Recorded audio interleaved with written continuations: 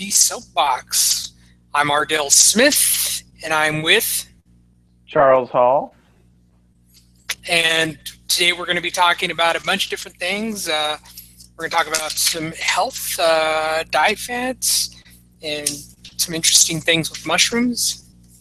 Well, we're going to talk about them, not doing interesting stuff with mushrooms. Uh, Supplements. And obviously, knowing me, we're going to talk a little bit about Trump and the riots, a little surprise topic, and a little bit about what's going on Facebook and Twitter. That's kind of our loose list for today. And if anybody joins, that'll be great. If not, it'll just be Charles and I recording this for, what's the word I'm looking for, Charles? Because I almost said for posteria. But that's not correct. That would be for our butts. I don't know what word you were looking for. It would be the one for history, for the past. For the record? Yeah, it actually begins with a P, but it's not that big of a deal. All right. So anyhow, for the record. So Charles, tell me, what have you been doing this week?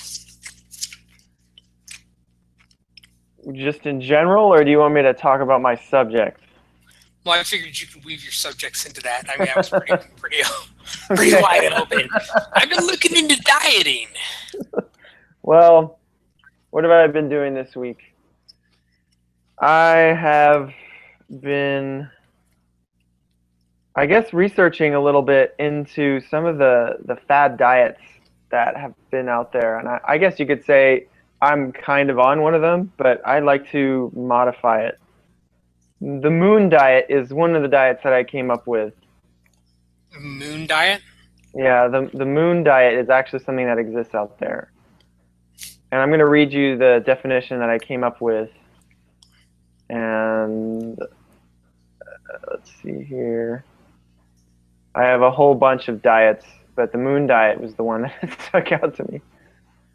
The moon diet, you basically, the basic one is you fast when it's a full moon,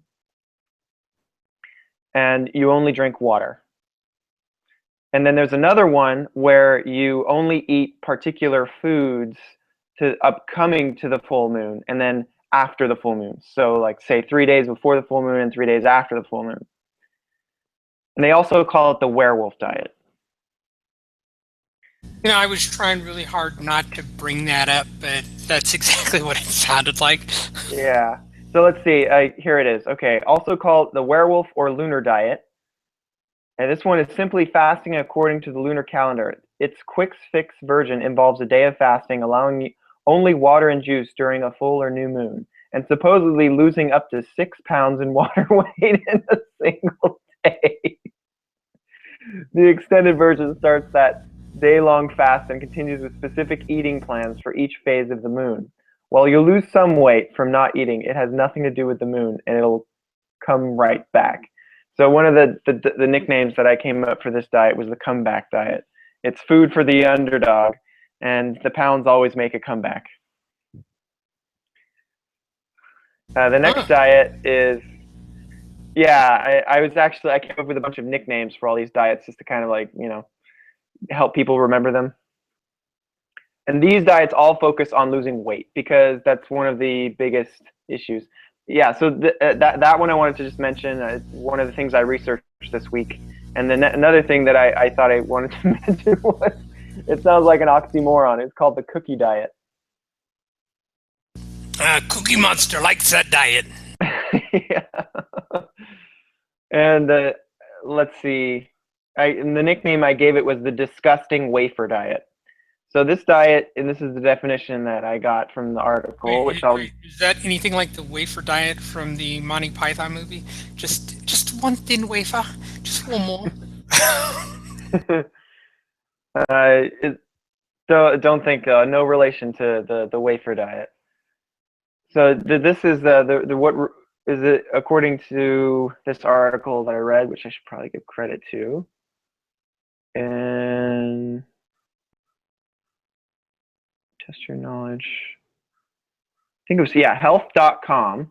And this article that I pulled all these weird diets from was 14 fad diets you shouldn't try, and I completely agree with that.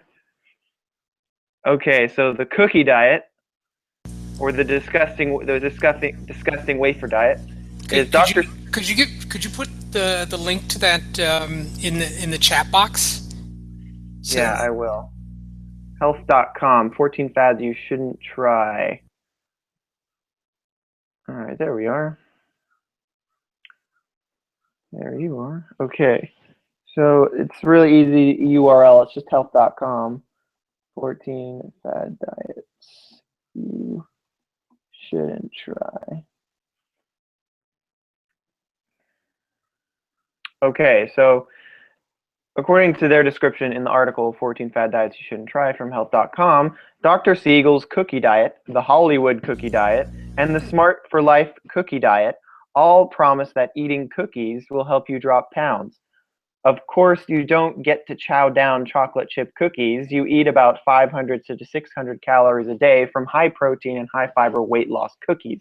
That's the key part right there. From high protein, high fiber weight loss cookies. So the name is how very many misleading. how many cookies would you have to eat then? One cookie company, blah blah blah, for breakfast. Da, da, da, da. It's not clear. It looks like, yeah, it's not clear. There's several cookie diets. You know, it sounds like what it really is the rice cake diet. They're just trying to make it sound better. Yeah, like if it says you don't get to chow down on chocolate chip cookies. So who knows what type of cookies they're giving you? They're just saying cookie because when you think of cookie, you think, oh, reward, dessert, yum. But that's why I decided to call it the disgusting wafer diet, because protein is not palatable all the time. That's why all those protein powders that you get out there taste like sawdust. So anyways, that's one of the things that I was looking into. But there's one more, I think, that I'm not really on par with its categorization as a fad diet, and that's the paleo diet. You've heard of that one, right, Ardell? Yes, I have heard of that. As a matter of fact, that's basically what I do. Yeah. Because my Okay. diet, So yeah. So as you know, it's low carb, moderate to low fat, and high protein, which is basically a redux of the Atkins diet. And it's that diet, the Atkins diet, which is very similar to another diet called the Scarsdale diet, which I jokingly call the murdered by your girlfriend diet, because the creator of that diet was murdered by his girlfriend. girlfriend. Yes, I remember that. Yes. And it's the same idea: low carb, low fat, high protein. And it was named after Scarsdale, New York, which is where the man who practiced it, I can't find his name here, who founded it in that location. But yes, the paleo diet is essentially trying to mimic the diet that our Paleolithic ancestors had. So this is prehistory, before we started writing stuff down, pre-agriculture, before we started planting stuff in the ground in rows and in sequences. So the paleo diet focuses on eliminating all refined stuff. And if you're super strict about it, you actually have to eliminate a lot of stuff. I mean, you can only have like a tiny handful of nuts, almonds, sunflower seeds, and tubers is really the closest thing to starch that you can really get to, which is tubers is kind of like a cousin of the potato. It's just sort of a root that grows in the ground that has a high starch content, which is related to carbs, sugars, and all that kind of stuff. And you focus on meat, bone broth, fats, and if you really think about it, our ancestors went without food, period, for a long amounts of time, because they didn't really have access to food every day, like, of course, the modern equivalent of our ancestors, aka us. Hello? Yeah. Yeah, sorry, it just seemed like it cut out for a second. No. I'm listening. I don't want to distract. You're telling us about previous our ancestors versus us today, and our easy access to food. Yeah, I mean, our mutual friend Puneet joked he's from India, and he, he's lived in a country that's has a lot of poverty and everything, and different culture as well, and also an amazing cultural place to visit. My mom's been there, my dad's been there. I haven't been there, but I've heard a lot of good and scary things about it. But him coming over here to America, he's just he's like, you put your hand out and then you grab anything and you'll come back with 300 calories. Because everywhere it's food, food, food, food. Not only do we live in a culture that's very convenient to get food, it's just food is everywhere. Yes, it's amazing that we have access to so much food, and yet we still have people who are basically starving to death. Yep. I think it's because we have too much access to bad food, inappropriate foods. Yeah. Yeah. So yeah, that I don't know what else to say. I don't want to kind of monopolize the time, but those are three diets that I thought Well, no, stuck out. those are good. In one of the things you had mentioned about the paleo diet is because it was more of how our ancestors survived. Um, it sounds almost like you're saying that they needed to forage, which is something we don't do today. Yeah. Well, most of us don't do today. Most of us? What do you mean by most of us? I know I don't forage. Who do you know that forages? Oh, me? I foraged last week. I even brought someone with me, and I've done it with other people as well. And yeah, I mean, like I was saying, paleo diet is a fad diet in a way, but I think it's definitely a large step in the right direction for a lot of people. I know everyone is a unique butterfly and, a unique unicorn in their own right, and they can have Skittles, like 5 Skittles green colored each day, and then they're totally fine. In fact, they're better and they don't have it. They get bags under their eyes, or they start having night terrors, or they jump out of the bed and run into a mirror and break it.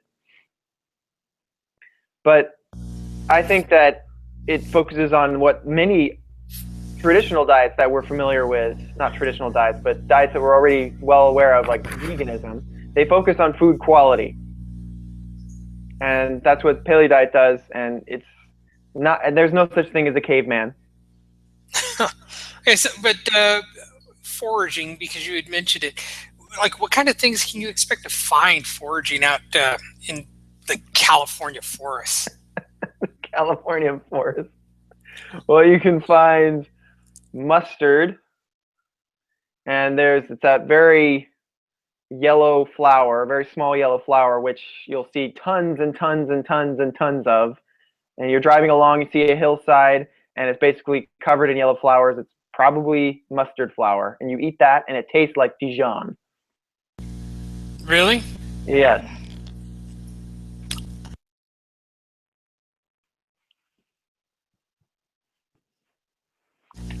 I will take your word for it.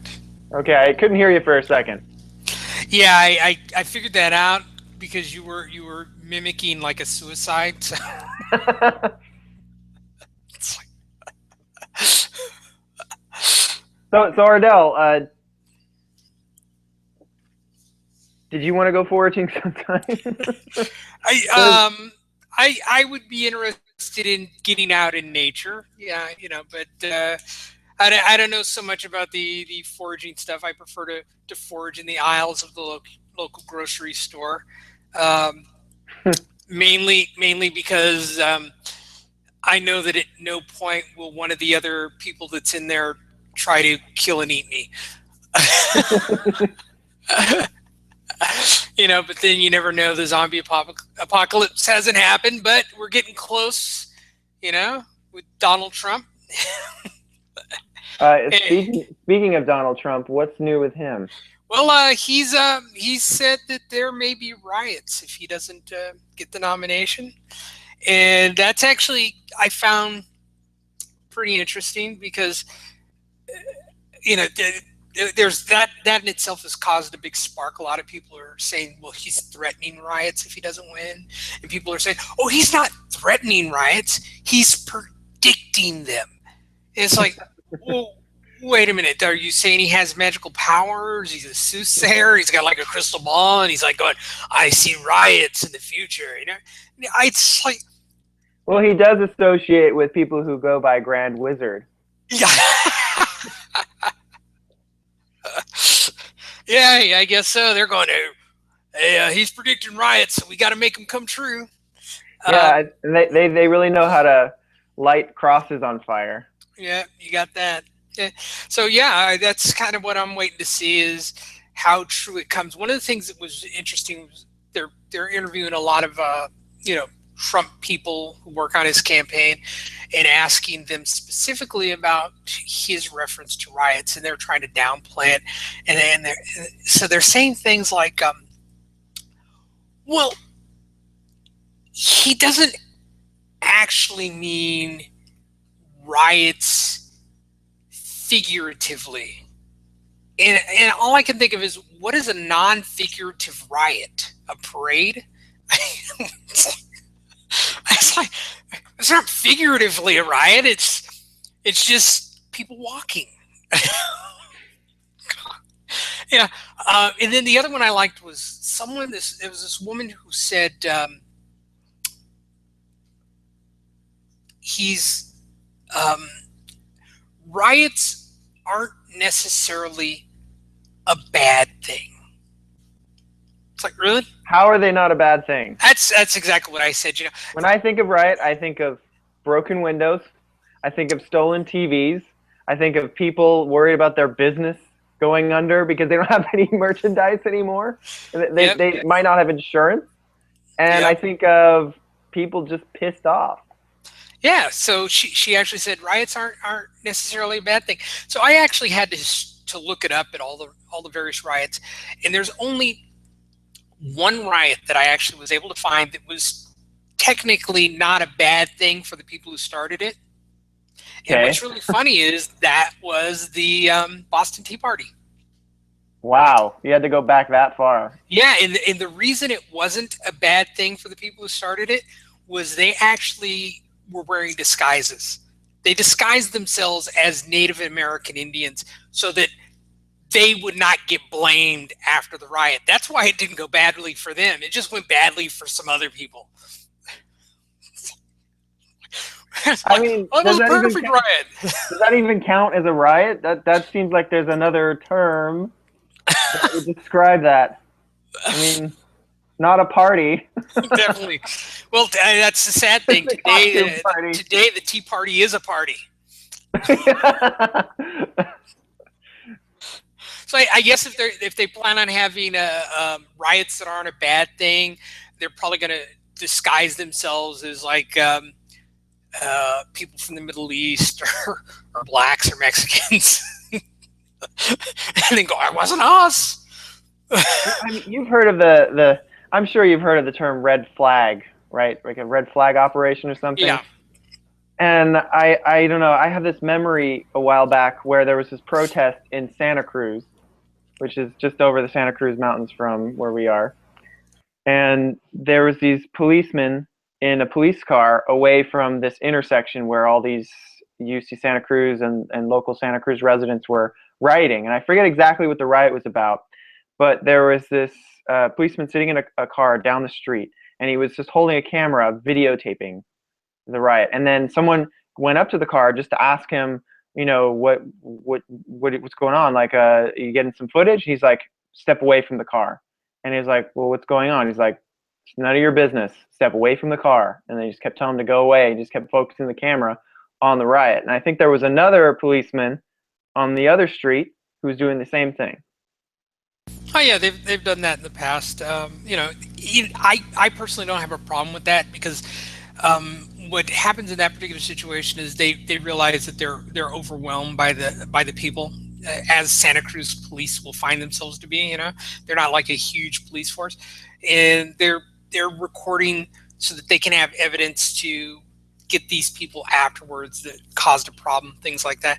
And I can understand that. I I don't always like how the authorities have to interact with people in a situation like that. Like, like somebody was asking what's going on, why are you filming, and the cop was probably very um, push off about it. But I can understand his situation, because if things go wrong, it's like him against everybody else. But that's the sad thing about society in general, is that people are apt to go violent regardless of who they may be or where they're from. It's all emotional based, you know. So I feel bad for that, and I understand it, and I wish that it wouldn't happen. I think that we as human beings could discuss things a lot better. As a matter of fact, since you mentioned that about the police officers and the riots, it made me think of something. Um, there's a group that I follow on Facebook called Adult Nerd Fighters, and originally when I found this group, I said, "Oh, adult nerd fighters, they're grown ups, they're adults. Let me get on this group." So I've been on there, and they ask some very interesting questions. But what I've come to realize is that I may be the oldest person on the group. Um, in there was a post the other day that they were asking, how come old people always look, how come they never smile in photos, right? All right.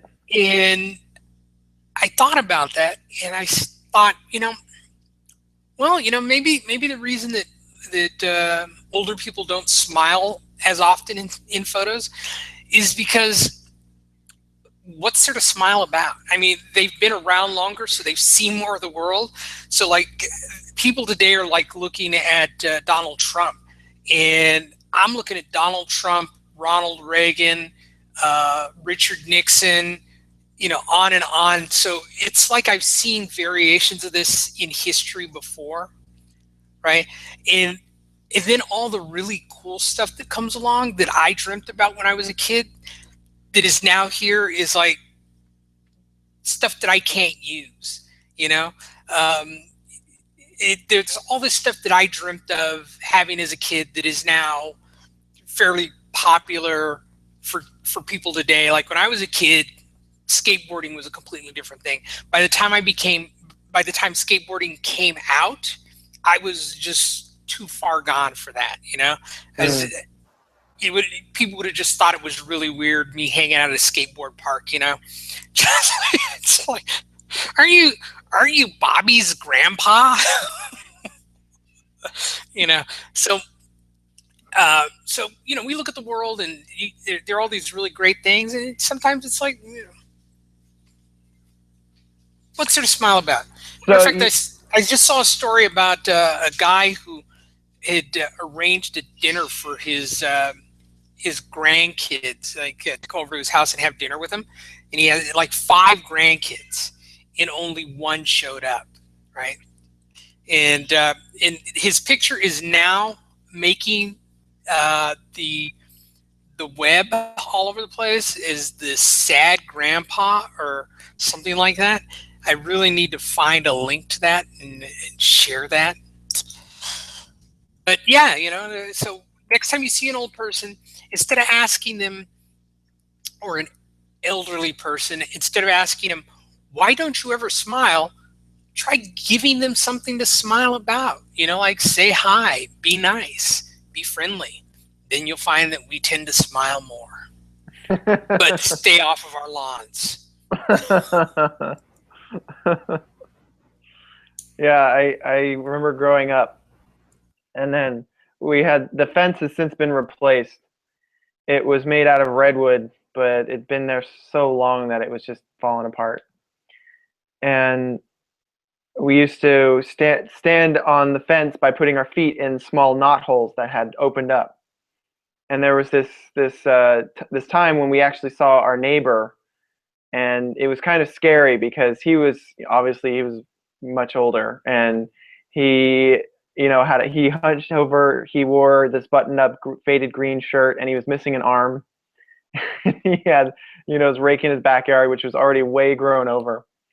And I remember distinctly, I think it was me or maybe my sister, got up on the fence, stepping on that knothole, and looked over. And then you see this man, and he clutches his rake, looks at you with the most angry face, and says, "Get off the fence!" And I can't hear you, Ardell, but I can see That's that. I put it on mute so that the video doesn't keep switching back and forth. But yeah, yeah, And that's it's just etched in my memory. It's yeah. so scary. Because the classic backyard, which is full of junk and overgrown, house is falling apart, has 2 army jeeps in the driveway that he never uses, and he's missing an Well, arm. he probably lost his arm in the war, and that's all he got was a Jeep. Okay, come on. Well, 2 jeeps. But hey, come on, trust me.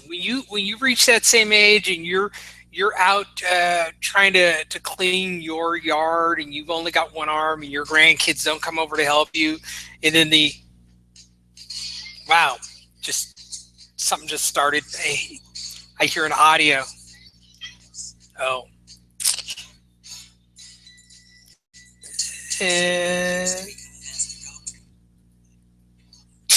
Sorry, one of those automatic ads started.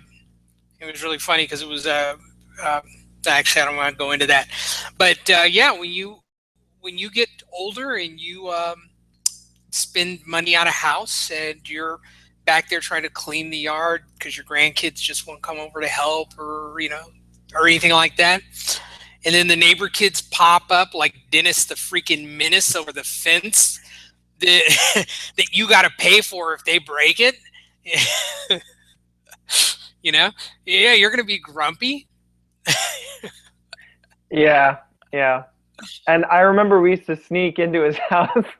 There you go. See, it just gets better and better from his We'd perspective. climb over the fence. He's like freaking out. He's like, I swear, there's somebody in my house. But we went inside, and it was insane. There was all these boards just stacked up against the wall, as if it was an old house. It was not as old as our house, but it was an old house, about probably 80 years old. And there's these boards just fill everywhere, just boards stacked up against the wall, and it looked like it was under renovation, but it was always that way. And the only thing I remember is that we found hundreds and hundreds and hundreds of pencils that were terrible at writing. So you actually tried to write with his pencils. This is so sad.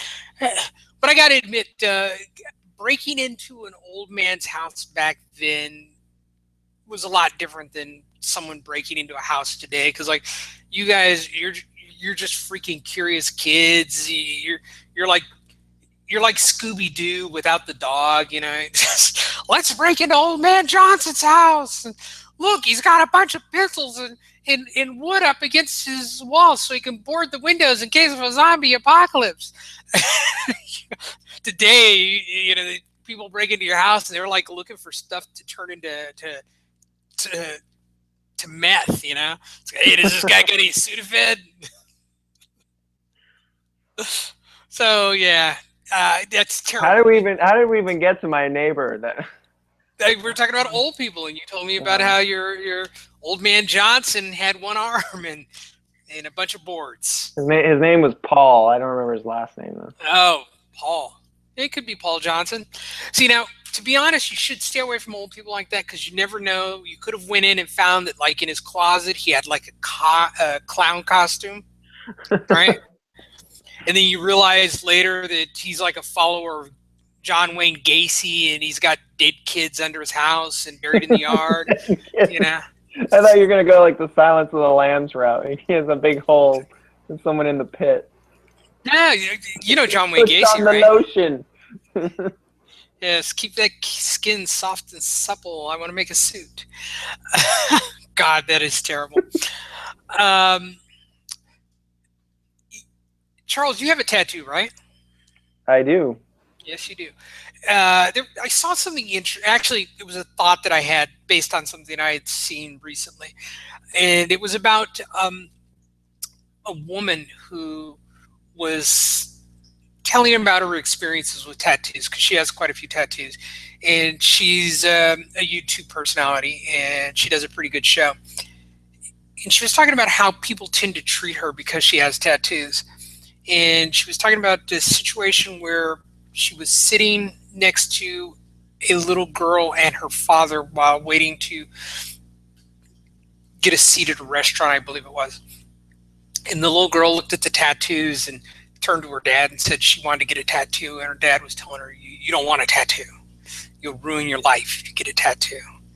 You know, and I started thinking about that and realized that there is um, a built-in um,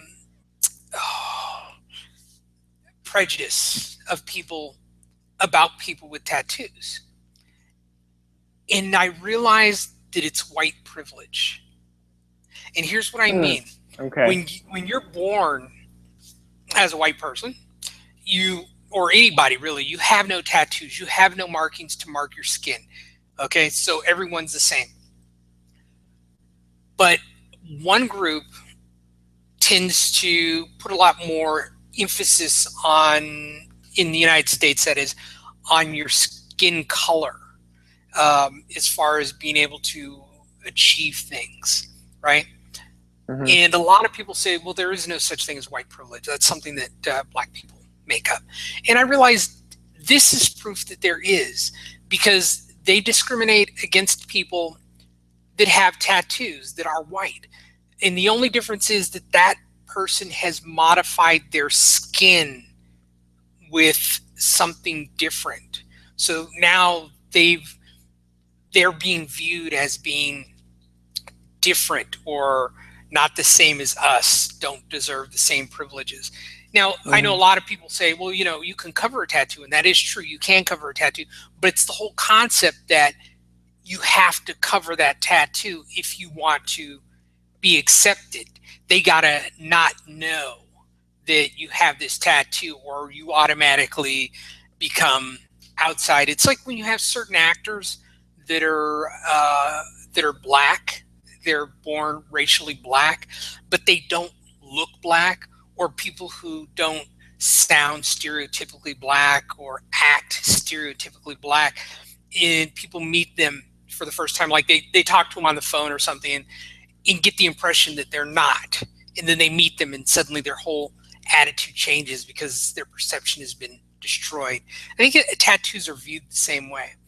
And my real point of that is using that as a point to prove that there is a white privilege, that does exist. The mindset that the pure unmarked white skin is superior or better or more desired than, say, tattooed or darker skin or something along that line. Now, I know some people will say, well, aren't African Americans or blacks against tattoos also? On some levels, yes, but on a personal level, not so much. A lot of the times, my personal view of people with tattoos do with how that is going to affect them Just so in you know, life. Ardell, it's kind of breaking up, and I can't really hear you. Oh, okay. But what was the last thing? We've You got sound like 30 minutes. We can Wally go from that back. Pixar movie. Well, I was doing a Wally impersonation. Actually, no. Um, African Americans and blacks I'm speaking from my point of view. For everyone else, I guess, um, is that with tattoos, it's more how that'll affect you in being able to get a job in the world as it exists. Not a job would be if I had a company and I was, tattoos wouldn't bother me. I know that they would bother other people, but I don't know. What do you think? Being a white man, especially one who's English, so you're whiter than white. I mean, you're American, but your heritage goes back to England a lot closer.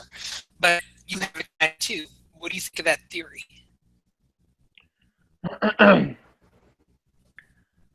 Well, I think it basically what you're talking about is prejudice, and then you're ascribing it to different races and looks, basically. And then there's this group versus this group, and there's acceptance within a group. And then there's the biological wiring that we have. Anthropologically speaking, we evolved with a tribe, and if we did not remain in that tribe, if we were ostracized from that tribe, we were put by ourselves, we were literally almost always going to die.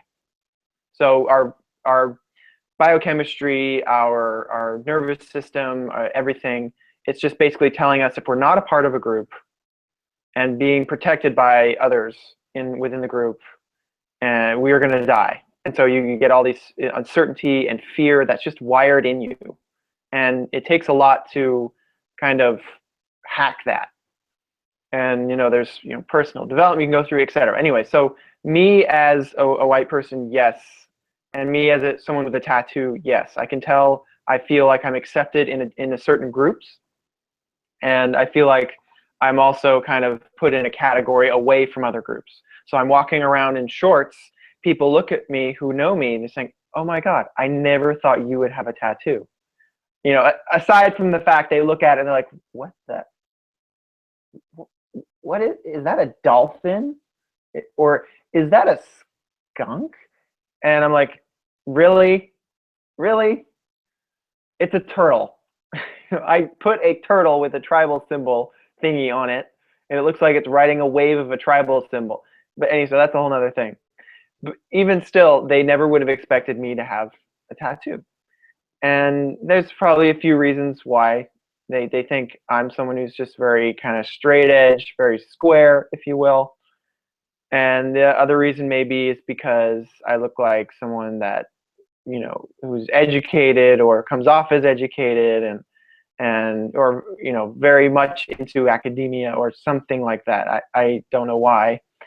And or clean. That's probably another one. I'm just very clean, and I wouldn't do that to my body because I care about my health. Why would I put ink in my skin for the rest of my life? And I do feel not so much. I think that the tattoo example is really a really good example, but it does go very deep.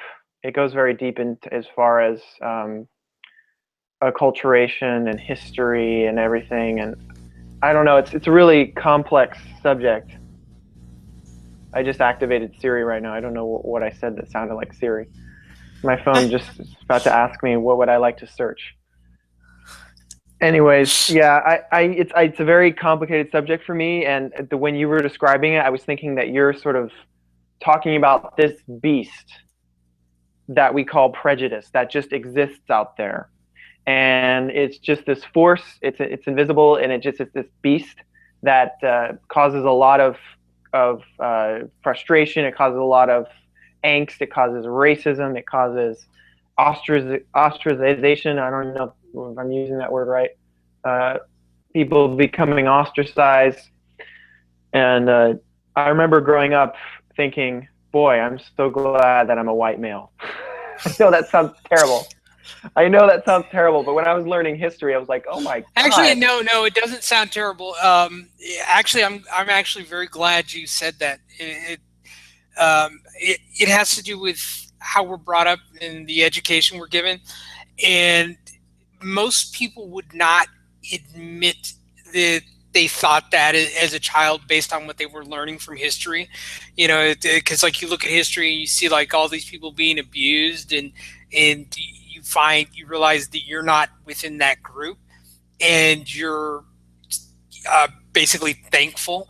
And most people would never admit to that, which is really funny because a few years back there was a Christmas song that came out, and was like the first. You remember the "We Are the World"? Vaguely. Okay, so when they sang that song, because it was written by I think Paul McCartney and some Hmm. other people, one of the lines in the song has to do with how everyone is starving all over the world, and then they say sometimes in you just got to say thank God it's them instead of you. And I understood that. It's like when you're living like a fairly good life, you're really happy that it's not you that's suffering. I mean, you would prefer no one suffering, but it just happens to be that's how it is. But I remember a lot of people were upset over that line, like the public. They were like, "We're really upset you said that," and it's like, why? Because they're actually saying what people think or how people actually feel. So yeah, that you saying that is it reminds me of that line from that song. You're just saying what you thought. It's not like you're saying that you wished that this did happen. You're just saying, "Oh my God, I'm glad it wasn't me." You know, is basically how I see that, which is cool. Yeah, it opens a big can of worms just even discussing it for me. Yep. So going back through the notes, I saw that you were going to enlighten us with some information on mushrooms. Yeah. Okay. Yeah, so going from white privilege, let's talk about mushrooms. Let's like chill everything out, just drop back down to Drop so back down to the ground. drop it back down to a more I calm level. just dropped down a little bit. Okay, I'm actually looking at a different screen right now. Okay, yeah. Okay, so um, yeah, tell me about mushrooms in California because like me being from Alaska, we got a ton of mushrooms up there, because we've got tundra and the moisture, and Oh we've yeah. we've got a lot of atmosphere. But one of the biggest problems we have is a lot of people pick poison mushrooms, and they die. We have a few people that die every year from eating poison mushrooms. So I personally did not eat any mushrooms found when I lived in Alaska Oh uh, yeah. because of that. So you know, I want to find out about mushrooms in California. Absolutely. Absolutely. I've got a book here that I wanted to have as a reference for when I'm going to get to it. And it's in alphabetical order, but I don't know if it's using the Latin name or the common name. So just looking at a few different places in the thing here. I saw it earlier. I mean, I have knowledge in my head about it already, but I just wanted to possibly refer to it so I could be as accurate as possible. And if I can't find it, it's not a big deal. But the book I'm looking in is The Ancient Wisdom of the Chinese Tonic Herbs. If you can see that. I can It's see a, that. it's a book I've had for a while, and it's been a really great reference for a lot of the things that I've tried and I've looked for, on the forest or online. Another book, and I wish I had the other ones, but I guess it just shows you how much I'm into this. So there's edible wild plants, wild foods from dirt to plate. This one, and it's actually I think it's even waterproof. So you take it with you, and it's very wet and moist wherever you are. It's raining, you can bring it out and just read it. And then there's this book, which is very local to our area. It's called The Bay Area Forager. I actually met the author of this book, and he and I and my mom and my girlfriend went on a wild foods foraging jaunt over in I think it was Lafayette, which is on the other side of the mountains to the east, near a place called Walnut Creek. And anyway, so yes, mushrooms. Mushrooms are one of the other things that you can forage for, which are a mixed bag because mushrooms are very they're very prone to bioaccumulation. They're the recyclers of the ecosystem. Stuff breaks down, and then they utilize that stuff. They create a fungal network underneath the ground, which is part of the soil that you would want to grow really mineral-rich, really healthy food that you buy at the farmer's market or at the grocery store, where you like to forage, Ardell. And and mushrooms you want to find in pristine environments. So I would say that Alaska would be a good bet because they have more pristine, untouched environment than down here in California. And LA just gets even worse. But the mushroom I was going to talk about in the tonic herbalism book, the Ancient Wisdom of Chinese Tonic Herbs, is reishi. Reishi. Yes, reishi, which is loose. I'm forgetting the Latin name. I keep thinking of the Latin name for chaga, which I'll know at any point in my life because I've said it so many times. Ganoderma lucidium. I believe something. I might have butchered it, but it's something like that. Ganoderma is the main category it's from, and then the L part is the specific species. So reishi is a wonderful mushroom. And if you were to use an analogy to characterize the mushroom kingdom or the fungi kingdom, there would be a little section where there would all be all the people, okay? And then there would be like the commoners, which would probably be the culinary mushrooms, like just your regular pawns, if you use another analogy, like a chess game analogy.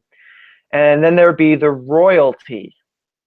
So you'd have your lords, Alipin, you'd have your jester, which would be, and so you'd have the jester, which is part of the royal court, which would be I have no idea. The magic mushroom, the psychedelic mushroom. Yeah. I figured personally, I thought that would have been the wizard. I don't know, maybe, but it's usually associated with the jester because they're kind of like showing you all the nutty stuff. Because you'll be tripping. Yeah, exactly. They have like magic. I guess they wouldn't be a wizard because a wizard might be using real magic as opposed to fake magic. I don't know if there's a difference.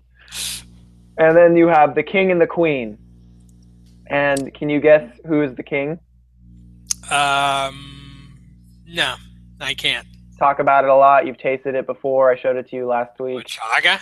Yes, chaga is the king. Oh, I had no idea chaga was a mushroom.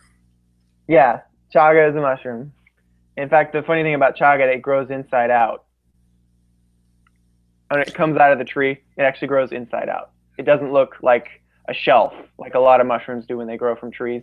It looks like the tree is actually vomiting. I don't know.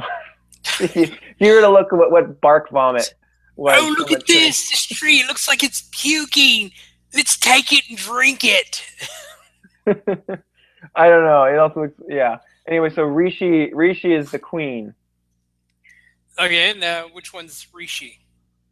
Rishi. What do you mean? Which one is Rishi? Well, I'm sorry. I guess Rishi would be, yeah. Okay, Rishi is the mushroom. Well, what does Rishi look like? I don't think I've ever. I wouldn't know it. Yeah. I think if I have an easy picture to show you. Yeah, I have a really great book that has all the pictures of these mushrooms in it, but it's R-E-I-S-H-I. R-E-I-S-H-I? S-H-I, yeah. That's how you spell the Rishi. And basically the good stuff, the stuff that is called Dwanwood Rishi. And it's according to this book, it's called The Real Deal. When it comes to Rishi mushrooms, it lies in the domain of what is known as Dwanwood Rishi, which is grown on certain specific varieties of wooden logs without any chemicals in a pristine mountain environment. In nature, Rishi grows on a large variety of trees in mountain forests throughout Asia, and it also grows in America. Just as we are what we eat, a Rishi mushroom too is what it eats. Depending upon the kind of wood Rishi grows upon, the Rishi may be powerful and medicinally marvelous, or it may be weak or even useless.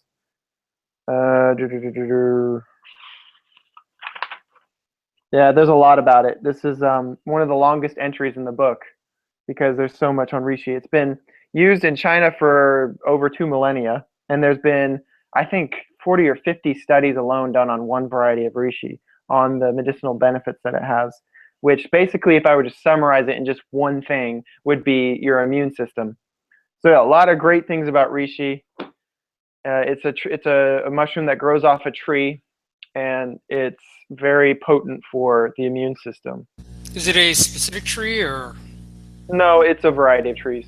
Oh, okay. So just sluts around. Yeah, it's a hoa. Cool. Reishi, the queen of mushrooms. So yeah,